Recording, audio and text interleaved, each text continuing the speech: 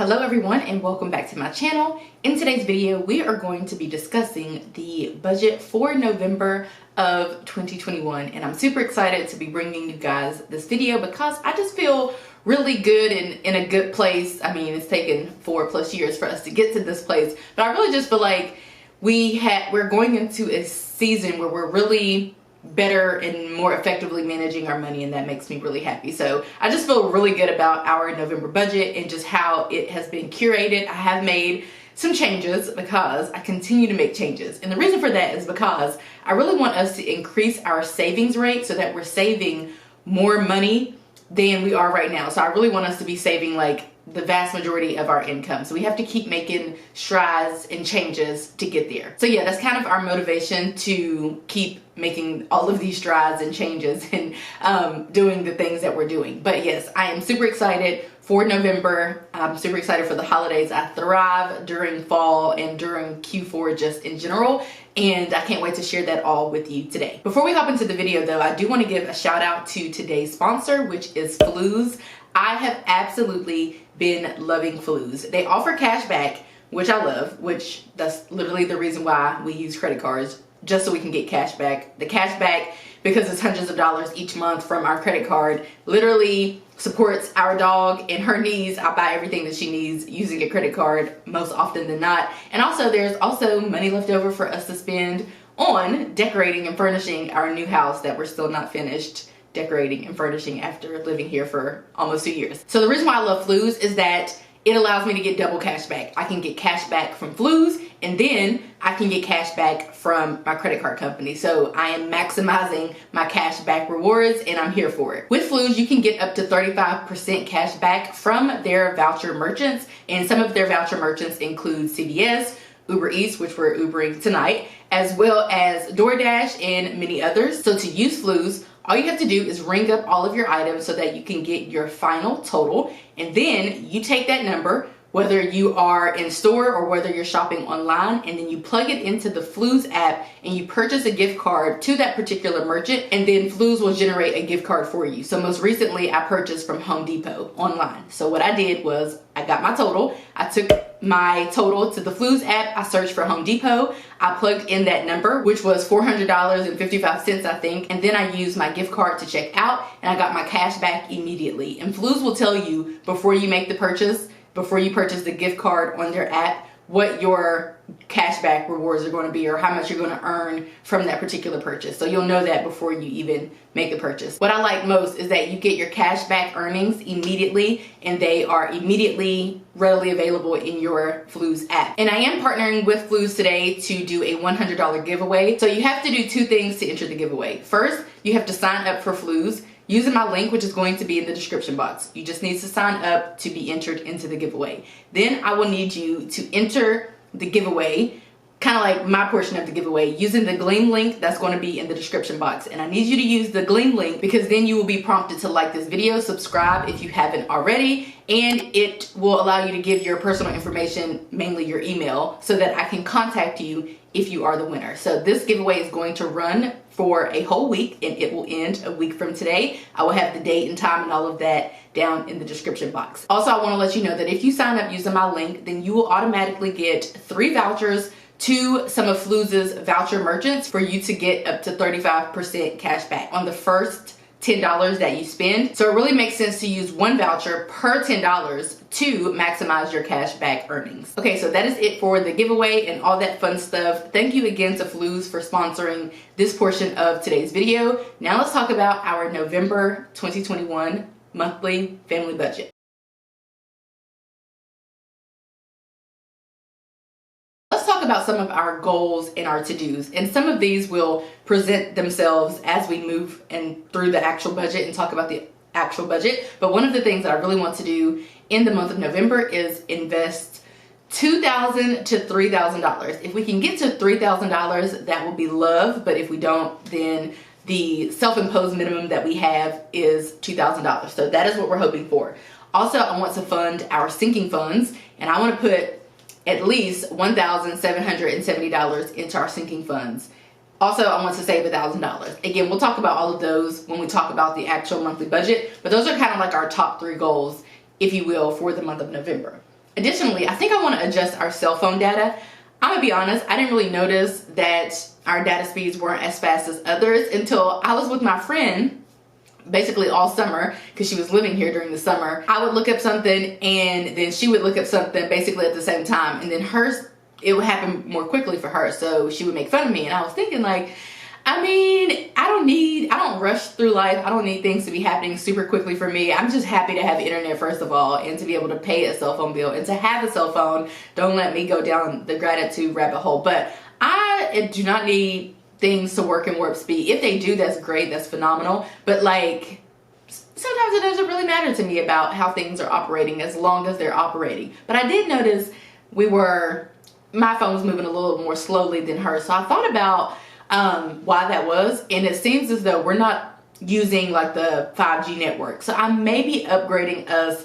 It's going to be an additional $5. So I may be upgrading us to the 5G to see, I don't know, if I can get some of my life back by my phone moving more quickly. But the thing is, I don't really leave the house that much, and when I do, I'm on Wi-Fi at work, so I don't really need fast data any other time.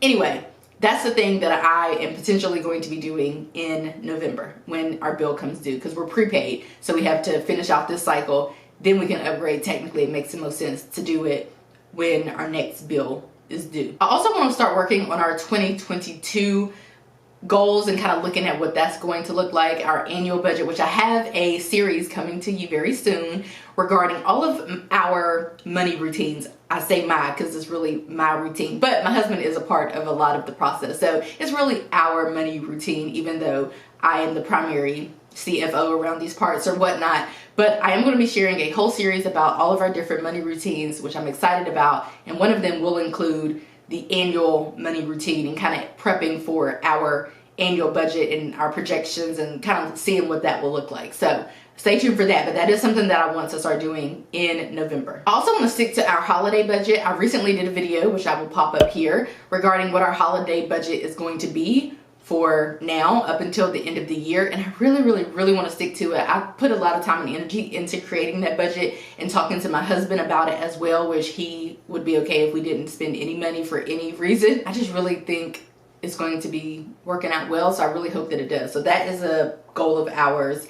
Also, I want to plan our anniversary date. The reason why I want to plan it is because technically we alternate on who plans the date nights, and conveniently I am going to be doing the November date night. But for whatever reason, there's nothing that I like really want or need or whatnot outside of this large purchase that I'm making in November. So outside of that, which is a kind of like a house purchase, I just want to maybe put together some kind of date night that is not honoring my husband, because that's a strong use of a word, but like more to his liking. So I think I want to go to a football game. I don't watch sports events or go to them, but my husband's a huge sports fan, so I do dibble and dabble when he wants to do things. So I think I want to take us to a sports event.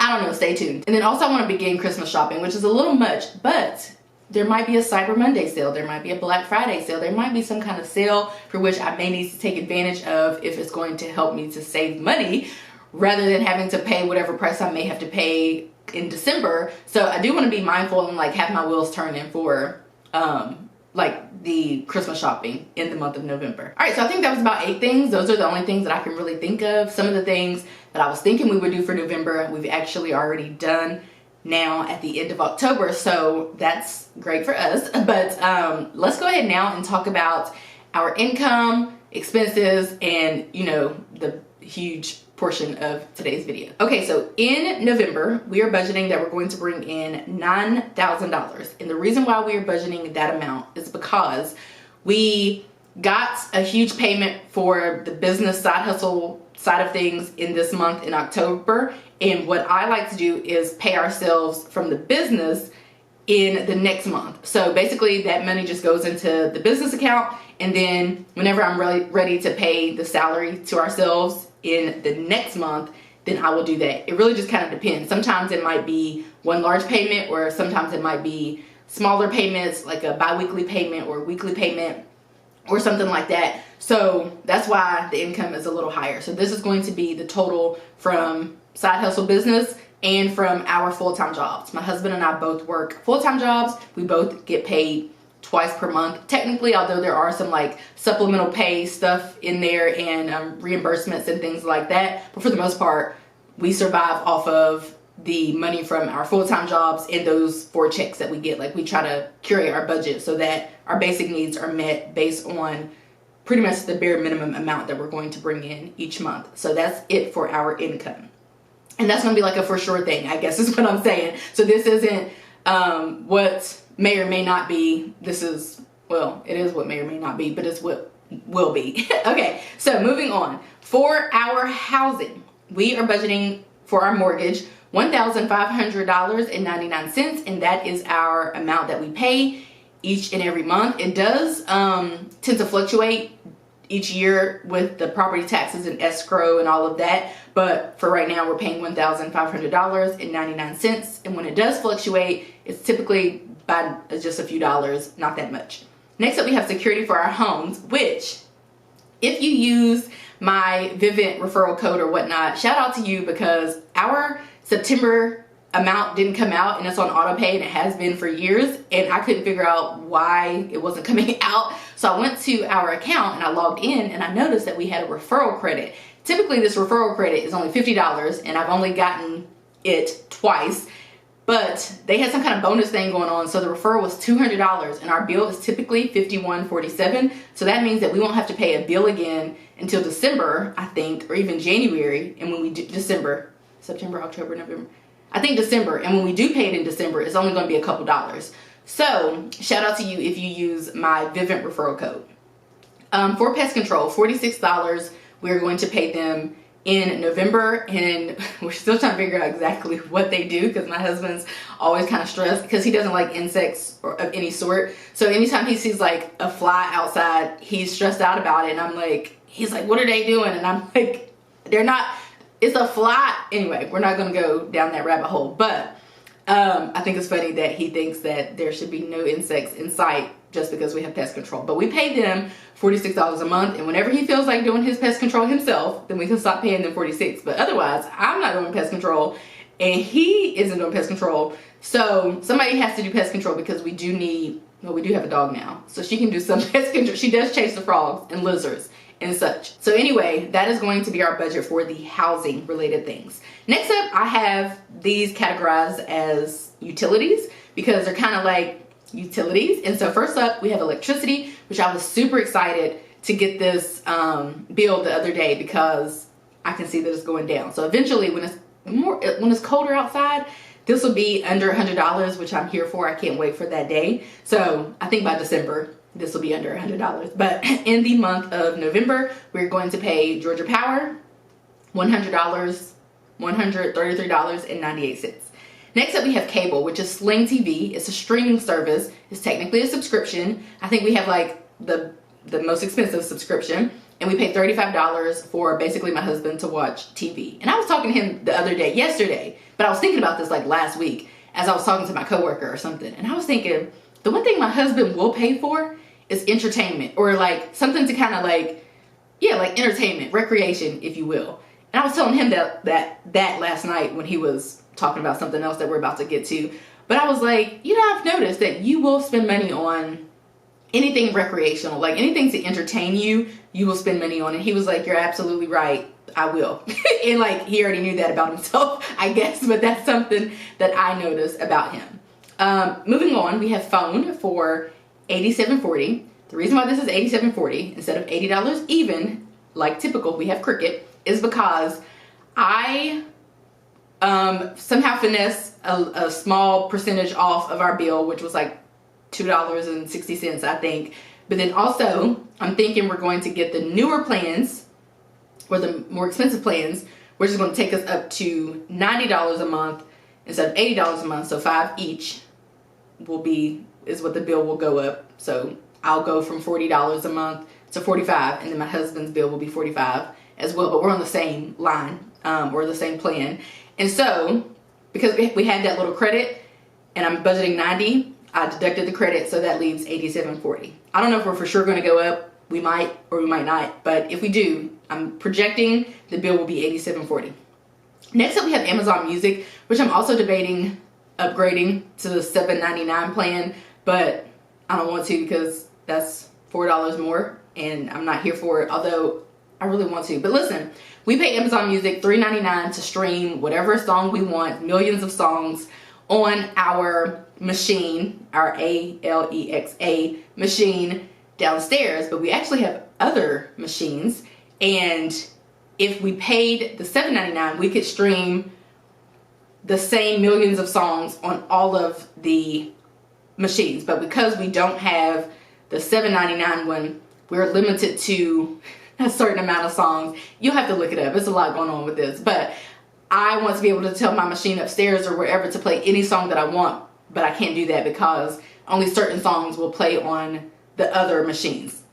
That's a lot. Okay, but I'm thinking about going to the $7.99 plan, but I haven't as of right now because I don't know. I feel like if you buy this or you upgrade this or you upgrade this, before you know it, you're going to have a lot of upgraded stuff that you don't need, although I really do want that. And then you might be wasting money. Anyway, next up we have internet, AT&T. We pay them $70-$80 per month for high-speed internet, and I'm here for it.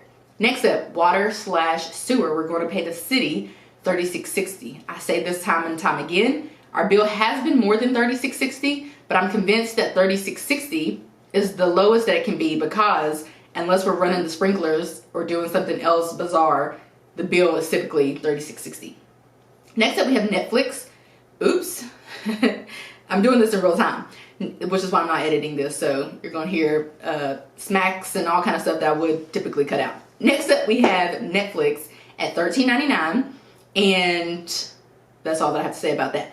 Next up, we have this game through, I don't know, so my husband, we were paying $4.99 for some months, and I just assumed my husband that was like something that my husband was using. It was some kind of like arcade something, but he wasn't using it, so we canceled it. But when we canceled it, like 3 weeks before after he started using it. So he started using it and he always plays it. But we didn't realize that that's what we were canceling. And so when he couldn't play his game, he was like, is this the thing that we cancel? And I'm like, I don't know. I just know you couldn't identify why the $4.99 was coming out of our account for iTunes. So we just agreed to cancel it. But turns out that's a game that he plays and really enjoys, and he really does. So that's kind of what had us talking about him spending money on recreation. So we agreed to give him the game back or whatever, for which I told him his subscriptions is kind of out of control. He has this game, he has Netflix, which is a subscription. He has Amazon Music, trust me, like that's his thing. And then the cable thing, that's a subscription too. So all of our subscriptions are for his enjoyment and his entertainment, which I'm okay with, but we did conclude that all of the subscriptions that we have are for his enjoyment. For which case he said that he was like, I don't use Netflix. You can cancel it. That's on you. I'm like, I don't watch Netflix. I don't even turn on the TV. So I said, okay, let's cancel Netflix. I said this last night. Did we cancel Netflix? Absolutely not, because we know that he uses all these different, and he does. He has a man cave. He hangs out in there when we're not hanging out, and he enjoys himself watching his YouTube, which he doesn't have a subscription for that, but he'll watch, 85 South show, World Star Hip Hop, Netflix, I guess. I don't know, but he does whatever he does. So there's that. Next up, let's go to the shopping category. For shopping, we are budgeting $1,500. Hear me out. We are combining everything. I've combined everything. Everything that doesn't have a due date is going into the shopping category. So just for reference, this is going to include our personal spending, which is about $100 per month. And if it goes over, like if I were to spend $150 or my husband, that wouldn't be too stressful. So what I'm saying is this is going to be for our spending, which is for sure going to be about $200 per month. But if it happens to be $250 or $300, it wouldn't be the end of the world. But that's for our reckless personal spending. So Reckless AF is now shopping. Also, that is going to be for our dog and her food needs. So her food and her treats, us and our food and treats. So any alcohol or eating out, date nights, groceries. This is going to be for miscellaneous. So any miscellaneous thing that pops up, basically anything that doesn't have a due date is going to come from the shopping category. And the reason why I'm doing this is because this makes the tracking of our expenses so much easier. Next up, we have health. We have all sorts of different types of dental insurances and all that kind of stuff, but that all comes out of our checks. So for health, we just have our pet wellness plan. And I contacted them yesterday because whenever we signed up for her wellness plan, it was about $50, but then we decided to get her spayed. And so they tacked on the price of the spaying to her wellness plan, and that will resolve in January. So in February, we will go forth with the lesser amount, which is going to be like a $50, I think it's like $54 and change, $54.93 maybe, something like that for the actual amount for her wellness plan. Because obviously $85 is a little much, I think, for a wellness plan for a dog. We don't have anything for transportation because gas is a part of shopping, remember. Next up, we have life insurance, which is going to be $42.19. We so we signed up right after we got married for life insurances, and they come out on the same day. And I don't even know how much mine is or how much his is, but I know together it's $42.19. They cost $42.19. For food, nothing there because we moved that to shopping. For debt, we do have my student loans and my husband's student loans, which we're anticipating paying off really soon, but they're in virus forbearances. So we'll get to those and talk about those when they come out of their virus forbearance. Next up, we have a car payment at $314.34, and we just got a car payment in January. And technically our car payment is really $250, but we have the Toyota Care, which I'm still trying to decide if it's relevant or not. We'll have it for like 10 years or something crazy. So I guess I won't be able to really tell for some years down the road. But that's how much we paid for our 2021 Toyota RAV4. And we have a 20-something Toyota Prius as well. Also, we have Ashley. So we actually did finance, technically, some of our furniture. Well, is really our sofas. We financed our sofas, which I've been happy and proud to have paid for everything else in this house with cash, and we could pay for this in cash too. But the reason why we financed it is because it is interest-free for 6 months, as long as you pay it off before 6 months. And I think they even have a 12-month plan as well. I opted for the 6 months because it forces us to pay it off in 6 months. So basically, while the minimum payment is like $40, I am choosing to pay about $200 a month up until the 6 months are over, and then we will not have this anymore, if that makes sense. Good morning to whoever I didn't even think about that in doing this screen recording. I didn't think that messages and such would pop up, but let's get through this before something crazy pops up. My husband's currently texting me about bringing home a little puppy that's his student said was abandoned on the side of the road or something. Listen, I don't know, but let's keep going. Next up, we have savings. So for retirement, we're going to send $2,000. That is going to be the amount after our what we don't send for our retirement plans through our jobs, if that makes sense. So this is just money that we're investing additionally with the hopes that we can retire sooner rather than later. So we're going to send $1,000 to our joint brokerage. We're going to send $500 each to our Roth IRAs, with the intention that actually the Roth IRAs will be maxed out in December. Because since January, we've been putting, I think, $500 each to the Roth IRAs each month, and they max out at $6,000 each. Okay, so that's going to be that. But like I said in the beginning of the video, I am kind of shooting for $3,000 because I want to see if that can be a thing. It really just depends on how much money we end up bringing in December. My husband is going in November. I'm sorry. My husband is going to get a bonus from his job, 2 bonuses that he just found out about. I don't know why, but he is. And so because of which, if that comes in November, I would probably just send that bonus to retirement, perhaps. Stay tuned. Also, we have general. So this is going to be whatever money is left over after we get to the last portion of this. And that's going to be $1,154.80. So that's another way that we can try to invest $3,000. So if we don't actually save this money, which we are saving money for different causes and whatnot, as you'll see by our sinking funds, then we could potentially send this money to our retirement account as well. Okay, so this is kind of out of order, which is why I normally do this in my planner, because it just makes the most sense that way. But let me show you what we have for our sinking funds. So for sinking funds, the total of this, which I'm about to show you, is $1,770. So just for reference, when I was doing this budget, I did everything except the savings, and I waited until the end to do the savings. So I did our housing, our health, and all of our bills and whatnot. And then I came down to sinking funds to see how much we wanted to save in our sinking funds in November. Then of course I did our retirement, so $2,000, and then whatever was left is what went into general savings, if you're wondering how this worked.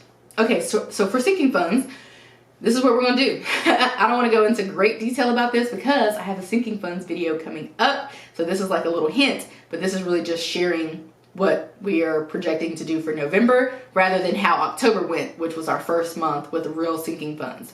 So this is what we are planning to do for November. I guess that there's really no need for me to go down and share about all of this because I have that video coming right up after this, or the video after this. So either the next video or the video after that, you'll hear all about our sinking funds. So that is that. But I do want to show you guys one thing. So let's go up here to this little bar, and I'm going to share with you like the percentages and whatnot. Whew, girl, this video is long. Okay. Oh, I got 6 minutes before this thing shuts me down and starts over. So let's do this in 6 minutes. Okay, for income, $9,000. Housing, 17%.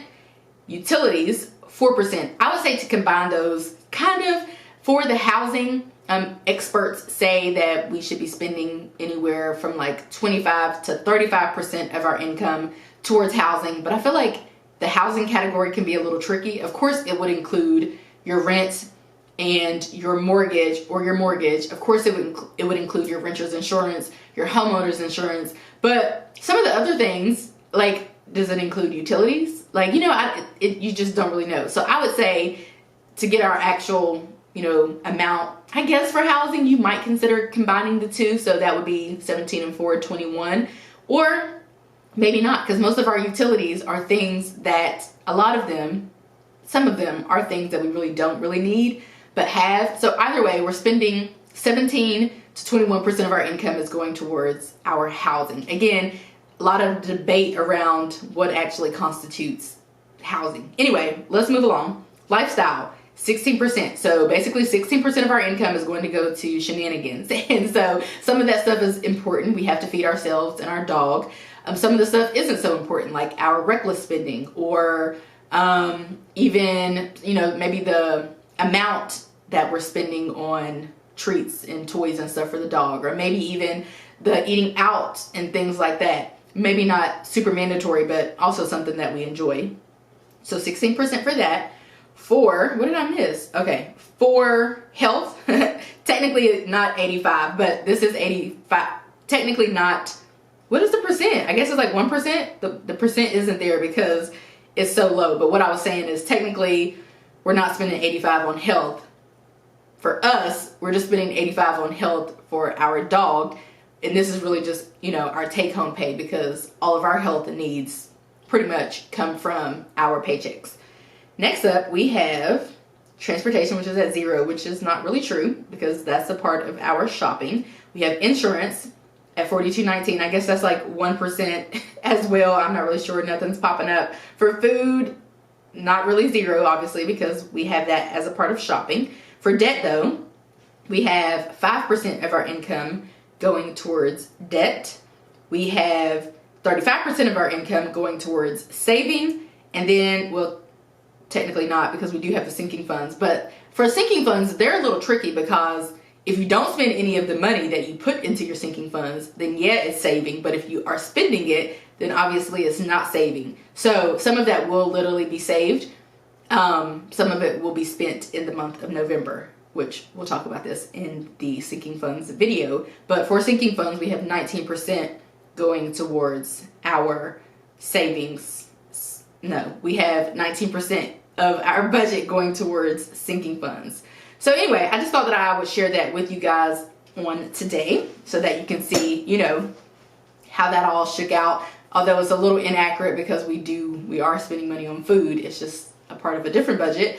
And we are spending money on, you know, like health and and some of these other categories, transportation, but I've just lumped it all into the shopping category. But the reason why I wanted to share that is because I just like that depiction of where our money is going better. So instead of worrying about how much money is going towards food and health and transportation, and kind of looking at it from that view, I like looking at it from a holistic view to see how much of our money are we spending that we don't technically have to spend. And remember, I told you all of the money in the shopping category is money that has no due date, and it's all variable spending and kind of discretionary, because we might be spending $1,500 to meet our needs when there might be another couple or a person or a family or whomever who can meet their needs, the same needs, based on a different type of budget. As an example, we like shrimp and steak, and we like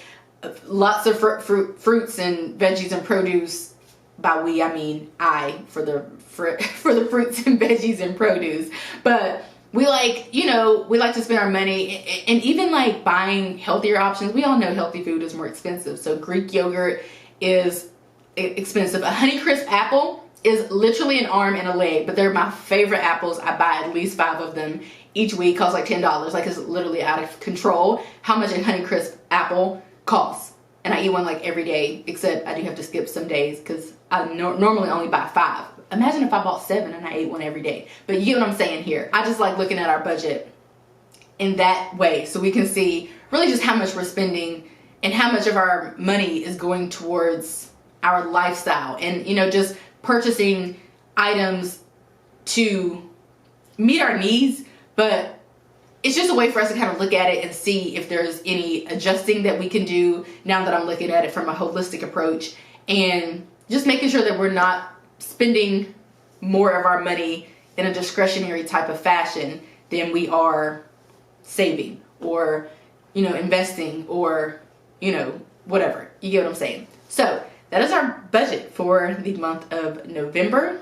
Thank you again to Fluz for sponsoring today's video, or a portion of today's video. Be sure to use my link to sign up for Fluz if you're interested, and especially if you want to enter the giveaway. Also, be sure to enter using Gleam if you want to enter the giveaway, so that I can contact you if you are the winner. Okay, you guys, so that is it for today's video. Leave any questions, comments, concerns down below in the comment section. I will be sure to get to you. I hope that you guys enjoyed today's video, and I will see you in my next one. Bye, guys.